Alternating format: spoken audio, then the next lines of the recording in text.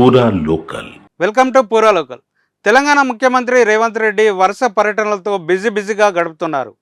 రాష్ట్రానికి పెట్టుబడులను ఆకర్షించడమే లక్ష్యంగా అమెరికా, దక్షిణ కొరియా దేశాల్లో పర్యటించిన రేవంత్ రెడ్డి తాజాగా ఆయన మరో పర్యటనకు వెళ్తున్నారు.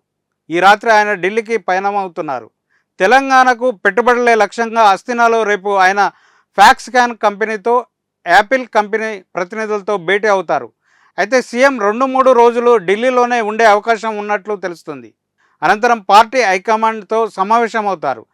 టీపీసీసీ నూతన చీఫ్ ఎంపిక, నామినేట్ పదవుల భర్తీతో పాటు మంత్రివర్గ విస్తరణపై పార్టీ జాతీయ అధ్యక్షుడు మల్లికార్జున్ ఖార్గే, కాంగ్రెస్ అగ్రనేత రాహుల్ గాంధీలతో చర్చిస్తారు.